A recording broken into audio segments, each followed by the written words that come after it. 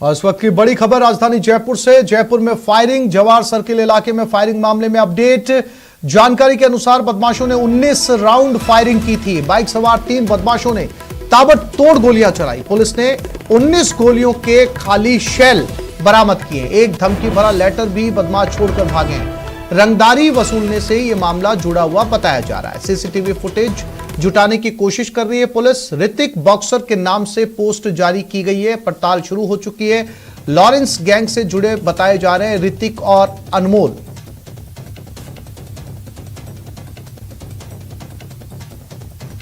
और ये CCTV footage सामने आए जवाहर सर्किल के। बताया जा रहा है कि काफी फायरिंग वहां पर की गई। एक लेटर भी छोड़कर गए हैं। शिनाख्त कर रही है पुलिस, जांच कर रही है क्या मामला है, पोस्ट के पीछे की सच्चाई क्या है, पोस्ट के पीछे की हकीकत क्या है, क्या ये जो पोस्ट की गई है ये फेक है, किसी और ने की है या इन्हीं लोगों ने की है जिन्होंने गोलियां चलाई हैं। इस पब के बाहर जो है ये गोलियां चली हैं। अब सवाल ये उठता है कि पुलिस इन लोगों तक कब पहुंच पाती है जिन्होंने गोलियां चलाई हैं, और ये दरअसल पूरा मामला था क्या, किससे रंगदारी ली जा रही थी, सड़क पर गोलियां चलाने से कैसे रंगदारी मिलती, ये तमाम सवाल जो है वो पुलिस के सामने है। फिलहाल पुलिस उसी रास्ते के तमाम सीसीटीवी फुटेज, आसपास के रास्तों के फुटेज निकालने की कोशिश कर रही है ताकि पता लगाया जा सके कि वो लोग कौन थे जो फायरिंग कर रहे थे।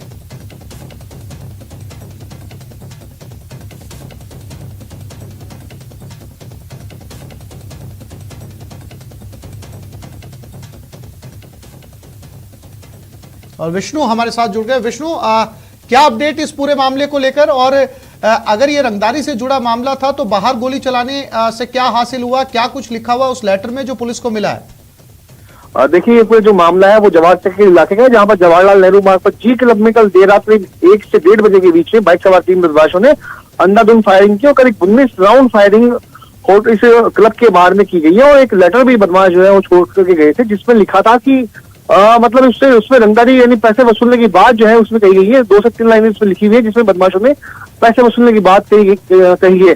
वही पूरे मामले के बाद में सबसे बड़े जो सवाल खड़े होते हैं वो राजधानी की कानून व्यवस्था और गश्त व्यवस्था के ऊपर भी खड़े होते हैं कि नाकाबंदी की जो दावे किए जाते हैं, जो गश्त व्यवस्था की जो बात की जाती है, उसके बावजूद जवाहर सर्किल इलाके में मैन जवाहरलाल नेहरू मार्ग पर बदमाश आते हैं और अंधाधुंध फायरिंग करके वहां से भाग जाते हैं। लेकिन अब तक जो है पुलिस बदमाशों को पता लगाने में फिलहाल तो नाकाम रही है। लेकिन वहीं पर एक सोशल मीडिया पोस्ट जो है वो सामने है जिसमें ऋतिक बॉक्सर नाम के बदमाश के नाम से ये जो फेसबुक पोस्ट की है, जिसमें जी क्लब पे देर रात को ही फायरिंग की जिम्मेदारी भी ली गई है। बताया जा रहा है कि ऋतिक बॉक्सर है वो लॉरेंस बिश्नोई की गैंग से जुड़ा हुआ है। खुद को लॉरेंस गैंग का कल जो उसने पोस्ट किया उसमें ऋतिक बॉक्सर ने खुद को लॉरेंस गैंग का बताया। साथ में इससे पहले हनुमानगढ़ इलाके में एक धान जो कारोबारी है उसे रंगदारी वसूलने के मामले में भी ऋतिक बॉक्सर का नाम सामने आया था, जिसमें बदमाश अभी तक फरार चला है। लेकिन हनुमानगढ़ पुलिस ऋतिक बॉक्सर को गिरफ्तार करती उसके पहले ही उसके बाद में एक और मामला जो है जयपुर में सामने आया है। और ऋतिक बॉक्सर जो है वो मूल रूप से बीकानेर का बताया जा रहा है, लेकिन जयपुर में ही माल्यनगर में रह रहा था। जी विष्णु, वो जो लेटर मिला है पुलिस को, क्या कुछ उस लेटर के अंदर जिक्र है, क्या वो लेटर मिल पाया है? देखिए, वो लेटर अभी हमारे हाथ में लगा है, लेकिन उसमें पैसों की बात उसमें कही गई है और 2 लाइन बदमाशी सिर्फ लिखी है उस कागज के ऊपर। यदि आपने हमारी बात नहीं मानी तो फिर अंजाम भुगतना होगा। समाचार इतना है, अंजाम बुरा होगा। इस तरह की जो बात है उसमें कही गई है। पैसों की वसूली रकम कितनी है वो बताई नहीं गई, लेकिन पूरा जो मामला है वो रंगदारी से जुड़ा हुआ ही बताया जा रहा है और इसीलिए कल देर रात को ये जो फायरिंग की वारदात को अंजाम दिया गया था। लेकिन सबसे बड़ी बात है कि राजधानी जयपुर में 19 राउंड फायरिंग करना ये बहुत बड़ी बात है, जबकि पुलिस के दावे होते हैं कमिश्नरेट में कि नाकाबंदी हमारी चुस्त है, गश्त व्यवस्था हमारी पुख्ता है, उसके बावजूद बदमाश आते हैं और फायरिंग की वारदात को अंजाम देके भाग जाते हैं। ये राजधानी की जयपुर पुलिस के ऊपर बड़ा सवाल खड़ा हुआ है। जी, जानकारी के लिए विष्णु आपका धन्यवाद।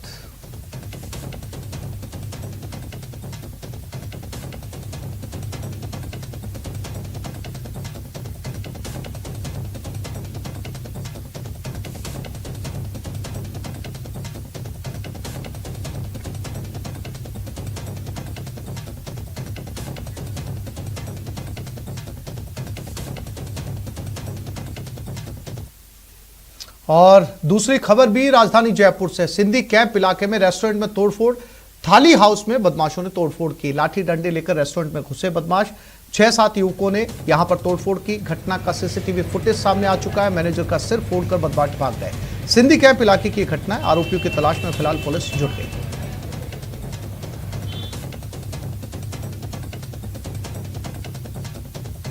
और एक खबर कोटा से, कोचिंग छात्र ने सुसाइड की कोशिश की। छात्र ने हॉस्टल की बालकनी से छलांग लगा दी।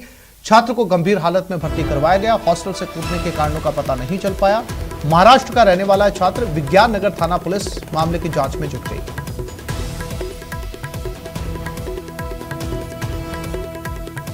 तो कोचिंग छात्र ने सुसाइड करने की कोशिश की है और बताया जा रहा है कि इसने बालकनी से छलांग लगा दी। फिलहाल ये जानकारी नहीं मिल पाई है कि किस प्रेशर के चलते इसने ये आत्महत्या की कोशिश की है। पुलिस मामले की जांच कर रही है। आमतौर पर कोटा से इस तरह के छात्रों की सुसाइड के अटेम्प्ट या सुसाइड की खबरें सामने आती रहती हैं और ज्यादातर कारणों के अंदर जो पाया जाता है वो पढ़ाई का दबाव ज्यादा होने की वजह से इस तरीके का कदम उठाते हैं। लेकिन इस पर्टिकुलर घटना के पीछे क्या वजह थी, इसकी जांच फिलहाल चल रही है। छात्र को हॉस्पिटल लाया गया है।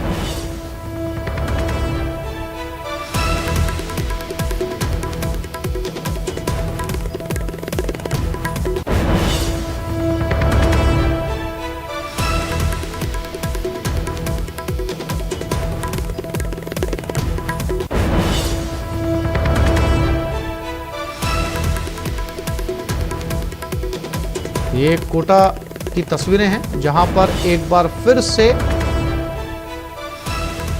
छात्र ने सुसाइड करने की कोशिश की है।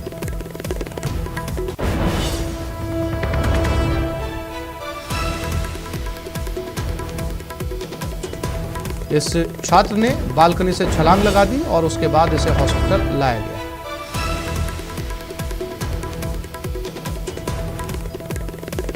सोशल मीडिया पर एक युवती का वीडियो तेजी से वायरल हो रहा है, जिसमें युवती ने एक युवक पर शादी का झांसा देकर रेप करने का आरोप लगाया। मामला चूरू के सादुलपुर का है, जहां की रहने वाली युवती का वीडियो और एक कथित 3 पन्नों का सुसाइड नोट वायरल हो रहा है। वीडियो में युवती ने हरियाणा के एक युवक पर शादी का झांसा देकर रेप करने का आरोप लगाया। युवक युवती को वीडियो वायरल करने की धमकी देकर उसके साथ शोषण कर रहा था।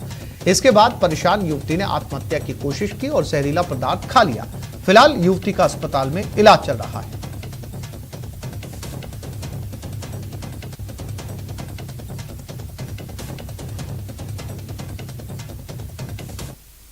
और अब बात श्रीगंगानगर की, जहां भूमाफिया ने पुलिस दल को बंधक बना लिया। मामला अनूपगढ़ थाना क्षेत्र के गांव 91 जीबी का है, जहां देर रात्रि कब्जे के मामले में जांच के लिए गए पुलिस दल को बंधक बनाने का मामला सामने आया। पुलिसकर्मियों को बंधक बनाने की सूचना पर बाद में अनूपगढ़ सर्किल के 3 थानों की पुलिस ने मौके पर पहुंची, साथ ही 5 लोगों को गिरफ्तार भी किया। दरअसल गांव 91 जीबी में कुछ लोगों की ओर से रात्रि के समय भूमि पर कब्जा किया जा रहा था। कब्जे की शिकायत पर मामले की जांच के लिए जब पुलिस की ओर से पूछताछ शुरू की गई तो लोगों ने उन पर हमला कर बंधक बना लिया, साथ ही मारपीट भी शुरू कर दी।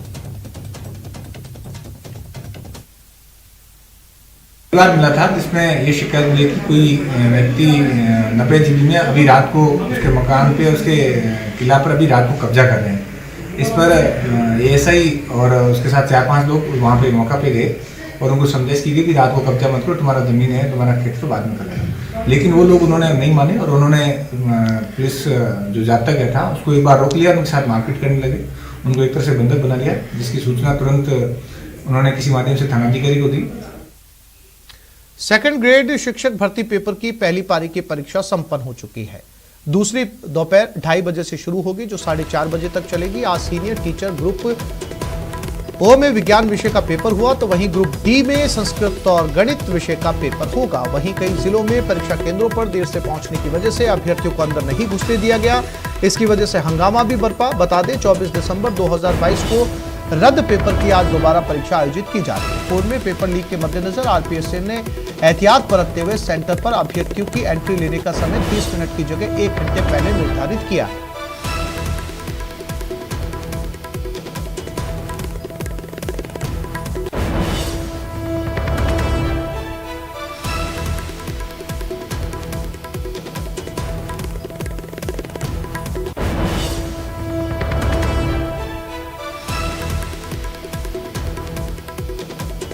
टोंक में आज फिर आरपीएससी ने अभ्यर्थियों के अरमानों पर पानी फेर दिया। 10:30 बजे से शुरू होने वाली परीक्षा के लिए अभ्यर्थियों को 9:30 बजे बाद प्रवेश नहीं दिया गया। ऐसे में कई अभ्यर्थियों को बिना परीक्षा दिए वापस लौटना पड़ा।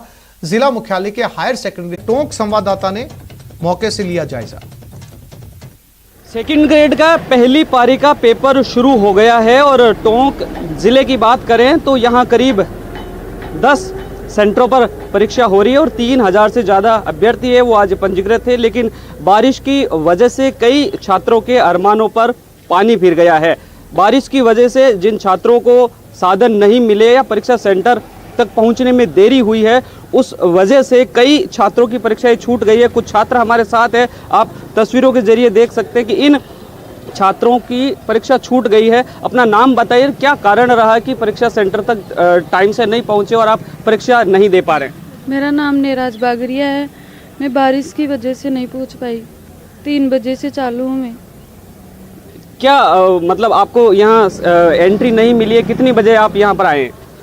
10:40 पे। बिल्कुल, आप देख सकते हैं कि 10:30 बजे परीक्षा का समय है और 10:40 तक यहाँ पहुँचे, इस वजह से भी नहीं क्योंकि 1 घंटे पहले एंट्री। और अब बात कोटा की, जहां आज आयोजित सेकंड ग्रेड भर्ती परीक्षा के दौरान देरी से पहुंचे परीक्षार्थियों को एंट्री नहीं मिली। कई सेंटर्स पर हंगामे के हालात बन गए। इस दौरान पुलिसकर्मियों ने छात्रों से समझाइश कर खदेड़ा। पेपर लीक के चलते स्थगित की गई वरिष्ठ अध्यापक प्रतियोगिता सामान्य ज्ञान की परीक्षा पहली पारी में सुबह 10:30 बजे शुरू हुई। अभ्यर्थियों को एग्जाम से 1 घंटे पहले चेकिंग के बाद एंट्री दी गई। सर्दी के कारण अभ्यर्थी दौड़ते भागते पहुंचे। देरी से आने वाले अभ्यर्थियों को सेंटर में एंट्री नहीं मिली, उन्हें मायूस लौटना पड़ा। दादाबाड़ी स्थित बसंत विहार इलाके में स्थित राजकीय उच्च माध्यमिक विद्यालय में कई अभ्यर्थी देरी से पहुंचे। अभ्यर्थियों के जद्दोजहद करने पर भी उन्हें सेंटर में नहीं जाने दिया गया। दिन आई थी 5-10 मिनट लेट हो गई, जिसमें इन्होंने एंट्री बंद कर दी। मैंने सोचा इसमें ना इंस्ट्रक्शन ऐसे दे रखे, सिर्फ निर्देश दे रखे हैं, तो ये चाहते तो एसएससी में जैसे देते हैं वैसे दे सकते थे, लेकिन ऐसा नहीं दिया इन्होंने। कुछ भी नहीं लिख रखा। पहले आधा घंटे पूर्व उपस्थित होना होता था, इसलिए हमें ध्यान था कि आधा घंटे पूर्व उपस्थित होना है, और हम आए और यहाँ तो पता लगा कि सेंटर क्लोज कर दिया है। लगभग कितने बच्चे आप? ऐसे 10 बच्चे हो चुके हैं।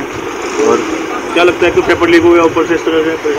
पहले भी पेपर लीक हुआ था और हमारे को ऐसी परेशानी है बार। और ये खबर भरतपुर से, बरसात के चलते वायुसेना ने ऑपरेशन को रोक दिया है।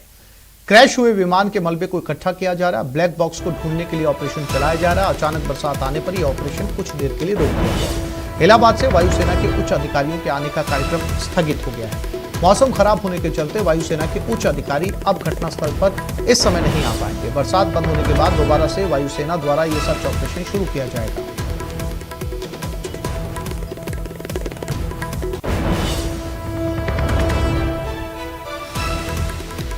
भरतपुर में पिछले 2 दिन से लगातार एक सर्च ऑपरेशन चलाया जा रहा है ताकि इस वायुसेना के विमान का ब्लैक बॉक्स ढूंढा जा सके। और आज वायुसेना के बड़े अधिकारी पहुंचने वाले थे, लेकिन बरसात होने की वजह से वो यहां पर नहीं पहुंच पा रहे हैं। ऑपरेशन भी फिलहाल रोक दिया गया है। उम्मीद की जा रही है जैसे बारिश खत्म होगी उसके बाद में एक बार फिर से ब्लैक बॉक्स को ढूंढने की कवायद शुरू हो जाएगी। आज बिल्कुल मौके पर शांति है। जो अवशेष क्राफ्ट के बिखरे हुए थे उनको एयरफोर्स की टीम के द्वारा समेटा जा रहा है, और कोई सीनियर ऑफिसर का भी विजिट था, लेकिन मौसम खराब होने के कारण वो निरस्त होने की जानकारी है। सर, कल सबसे पहले आप पहुंचे थे और आज भी सबसे पहले आप पहुंचे, और बरसात के कारण ऑपरेशन रोक दिया गया है। क्या बात हुई वायुसेना के अधिकारियों से? नहीं, अभी उनका ये सीक्रेट वो है। अब हम भी उनको ज्यादा डिस्टर्ब नहीं करना चाह रहे, क्योंकि अब ये अलग से जुड़ा हुआ गोपनीय वो है, तो उसकी जांच पड़ताल ये लोग कर रहे हैं। तो उसकी जांच में हमसे भी जो वांछित सहयोग है, हमसे जो उनके द्वारा जो दिया जाएगा तो हम दे भी रहे हैं, और आगे भी उनको जो जरूरत पड़ेगी पुलिस से रिलेटेड वो हम दें।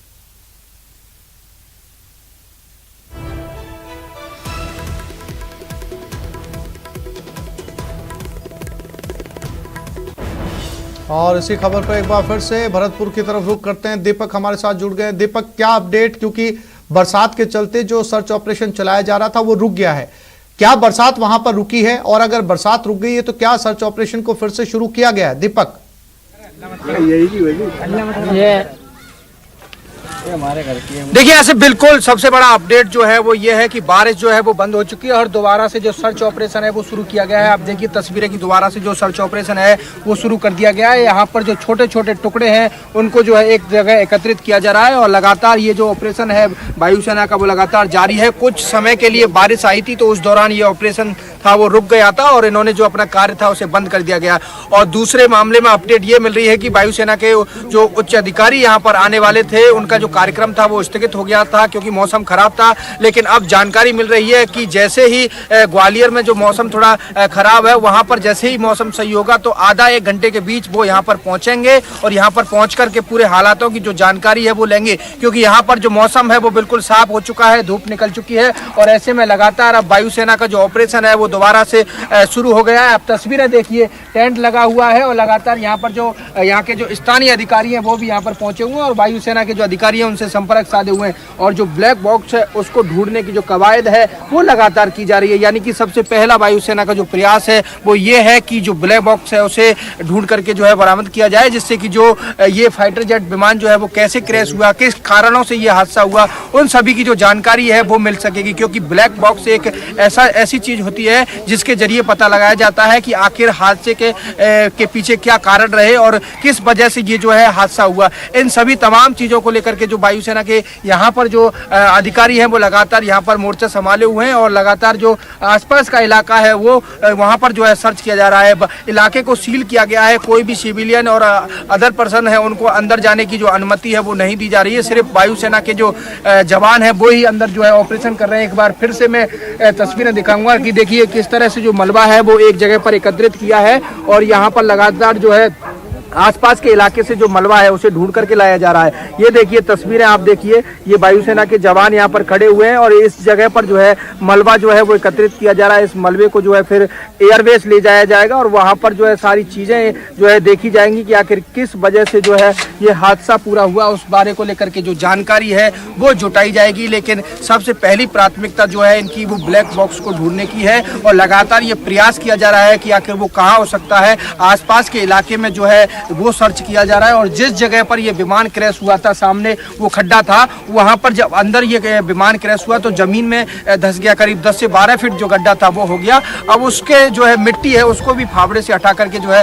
पूरी जानकारी जुटाई जा रही है और पूरे प्रयास किए जा रहे हैं कि जल्दी से जल्दी जो ब्लैक बॉक्स है उसे जो है यहाँ पर जो है बरामद किया जाए, जिससे कि इस हादसे के कारणों का जो है पता लग सके। अंदर किसी को भी जाने की जो अनुमति है वो नहीं दी जा रही है। भारतीय सेना के जो जवान है, वायुसेना के जो जवान है वो लगातार इस ऑपरेशन में जुटे हुए हैं और सबसे बड़ी बात है कि स्थानीय जो प्रशासन है वो भी लगातार वायुसेना के जो अधिकारी, भारतीय सेना के जो अधिकारी कर्मचारी यहाँ मौजूद हैं उनकी मदद कर रहा है। खुद संभागीय आयुक्त साबरमल वर्मा यहाँ पर पहुंचे थे और उन्होंने यहाँ का निरीक्षण किया था। जिला कलेक्टर आलोक रंजन है वो लगातार इनसे संपर्क साधे हुए हैं और हर एक चीज की जो है जानकारी जो है जुटाई जा रही है। प्रशासन का कहना है कि किसी भी तरह की सहायता हो तो तुरंत जो है वो मुहैया यहाँ पर कराई जाएगी। टेंट भी प्रशासन की तरफ से यहाँ पर जो है लगाया गया है। हालांकि वायुसेना और भारतीय सेना का जो टेंट है वो अलग लगा हुआ है, लेकिन प्रशासन ने अपनी तरफ से जो है अलग से यहाँ पर टेंट लगाया है। यहाँ पर जो ग्राम पंचायत के जो सरपंच है उन्होंने यहाँ पर किया है और लगातार वो जो है यहाँ पर बने हुए हैं, कल से ही बने हुए हैं। यहाँ पर स्थानीय ग्राम पंचायत है, वहाँ के सरपंच है,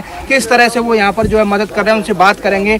कल से ही आप जो है यहाँ पर डटे हुए हैं, कल क्या देखा था आपने और अब क्या हालात है? अब हालात कंट्रोल में है, एयरफोर्स सारी सर्चिंग कर चुकी है और उसके बाद कुछ ही घंटे में यहाँ इनके अधिकारी आ जाएंगे। उसके बाद इसका सर्च ऑपरेशन खत्म हो जाएगा। बाकी की इन लोगों ने, गांव की जनता ने भी बहुत सहयोग किया है कि जो विमान क्रैश हुआ था उसकी एक एक पत्ती इकट्ठे करके और सब लोगों ने मदद करके एक साथ एकत्रित करके रख दी है। ये बात हुई कि आपकी एक लगभग कंफर्म हो चुका है कि इनके जो अधिकारी हैं वो कब तक यहाँ पहुँचेंगे? अभी टाइम लग सकता है क्योंकि ग्वालियर में बारिश हो रही है। आएंगे जरूर, 10 मिनट के लिए आए या 20 मिनट के लिए आए, एक बार देखने आएंगे, उसके बाद ही यहाँ से ये पैकअप करेंगे। तो बिल्कुल देखिए, ये ग्राम पंचायत सरपंच जिन्होंने बताया कि लगातार वो वायुसेना के जो जवान हैं उनकी मदद कर रहे हैं और यहाँ पर जो लगातार जब ये विमान क्रैश हुआ था उसके बाद गांव वालों ने आग बुझाने का प्रयास किया था और उसी समय से वो वायुसेना के जो जवान हैं उनकी मदद कर रहे हैं। एक एक पुर्जे को ढूंढ करके जो है लाया जा रहा है। यानी कि आसिफ, सबसे बड़ी बात जो है वो ये देखिए आपकी, इसके जो विमान का जो मलबा है वो 500 मीटर के दायरे में बिखरा हुआ था, लेकिन ग्रामीणों की सहायता से उसे एकत्रित किया गया है और एक जगह पर उसे जो है रखा गया है। इसे अब यहाँ से भर करके जो है एयरबेस ले जाया जाएगा। लेकिन इनका जो ऑपरेशन है वो लगातार अभी जारी है। अभी इनके वायुसेना के जो अधिकारी हैं वो यहाँ पर पहुंचेंगे और उसके बाद जो है स्थिति कुछ साफ हो पाएगी। जी हाँ दीपक, तस्वीरों में नजर आ रहा है कि बारिश रुक गई है, तो अगर बारिश रुक गई है तो फिर जल्द वापस फिर से जल्दी उम्मीद की जाए कि जल्द शुरू होगा ऑपरेशन।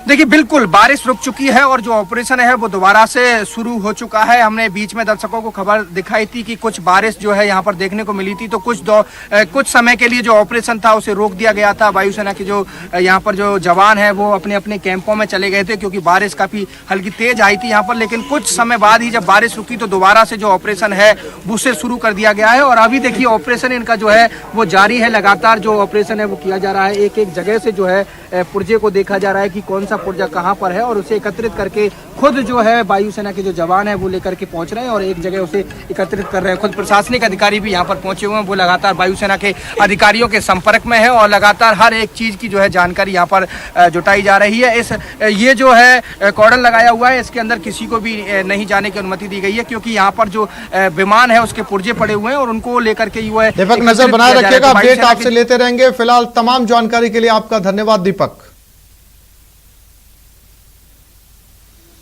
और गुजरात में जूनियर क्लर्क भर्ती का पेपर लीक होने पर सीएम अशोक गहलोत ने निशाना साधा। सीएम ने ट्वीट करके लिखा है, आज गुजरात में पंचायत सर्विस सिलेक्शन बोर्ड ने जूनियर क्लर्क की भर्ती परीक्षा पेपर लीक के कारण रद्द कर दी है। यह दिखाता है कि देश भर में पेपर लीक एक विकट समस्या बन चुका है। गुजरात में यह पिछले सालों में 17वां पेपर लीक हुआ है। सेना भर्ती, हाईकोर्ट भर्ती, डीआरडीओ भर्ती तक में पेपर लीक और अनियमितताओं की शिकायत आई है, जो दिखाता है कि यह समस्या कितनी गंभीर है। राजस्थान में पेपर लीक को गंभीरता से लेकर सख्त कार्रवाई की गई। पेपर लीक में शामिल लोगों को जेल भेजा गया, नौकरी से बर्खास्त किया गया और माफियाओं की अवैध संपत्ति ध्वस्त की गई।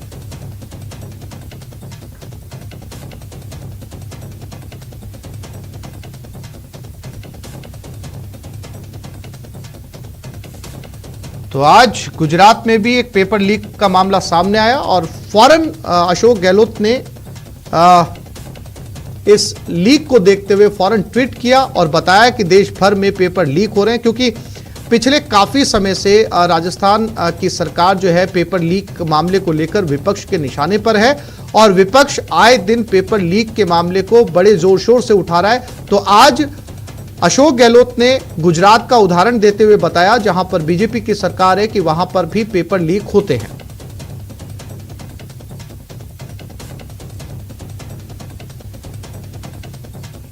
अपने बयानों को लेकर हमेशा सुर्खियों में रहने वाले मंत्री राजेंद्र गुढ़ा के परिवार को अब डर सता रहा है। जी हां, ये हम नहीं बल्कि खुद मंत्री गुढ़ा बोल रहे हैं। दरअसल राजेंद्र सिंह गुढ़ा का एक वीडियो वायरल हो रहा है जिसमें वो फिर पायलट के पक्ष में खुलकर बोलते नजर आ रहे हैं। मंत्री गुढ़ा के मुताबिक सचिन पायलट केवल गुर्जरों के नहीं बल्कि 36 कौम के नेता है, लेकिन उनके साथ अन्याय हो रहा है। गुढ़ा ने चेतावनी भरे लहजे में कहा कि अगर उनके साथ हुए अन्याय का समय पर निस्तारण नहीं हुआ तो ये जनता छप्पर फाड़कर देना जानती है, तो झाड़ू मारकर लेना भी जानती है। उदयपुर वाटी विधानसभा क्षेत्र में देवनारायण जयंती पर हुए कार्यक्रम के दौरान मंत्री राजेंद्र गुढ़ा ने एक साथ कई निशाने साधे।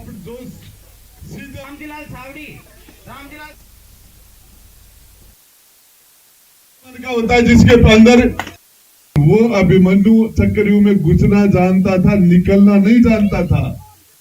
ये अभिमन्यु चक्रव्यूह को तोड़ना भी जानता है। हकीकत है पायलट साहब एक पायलट साहब का बस गलत काम हो गया। सारा का सारा बोलो गुजर तो राजेंद्र को टाका नहीं गया, मोबाइल में घखाट उठ्यो, बोले तो चुनाव वो तो बोले रणजी लड़ो 2003 लड़ो चुनाव पड़ तो बोले कि करा गऊ ने मार दी, इस चक्कर के माने गऊ हत्या कर दी। भगवान देवनारायण जगो कर्म करे है दंड देखो मरती मन दुर्गा को कालो मुंडो और ओडिशा से इस वक्त की बड़ी खबर, स्वास्थ्य मंत्री नाभा दास पर फायरिंग। स्वास्थ्य मंत्री नाभा दास को गोली मारी गई। गोली लगने से मंत्री नाभा दास घायल हुए। नाभा दास को अस्पताल पहुंचाया गया। अज्ञात बदमाश ने सीने में गोली मारी है। झारसुगुड़ा जिले में यह गोली मारी गई।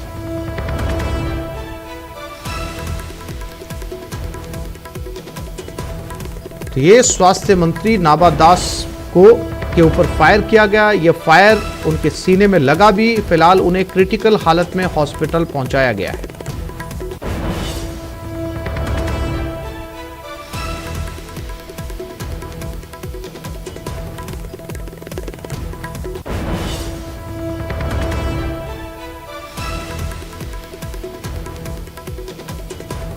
ये तस्वीरें आप देख सकते हैं किस तरीके से जो है वो मौके पर मौजूद लोगों ने, हालांकि ये जानकारी नहीं मिल पाई है ओडिशा के स्वास्थ्य मंत्री हैं कि गोली मारने वाला शख्स कौन है।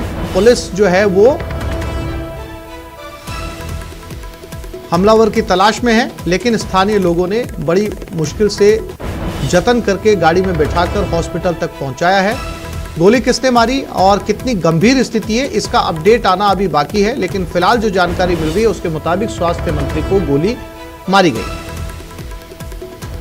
गोली सीधा सीने पर लगी है। एक छोटे से ब्रेक के लिए रुक रहे हैं, जल्द लौटेंगे।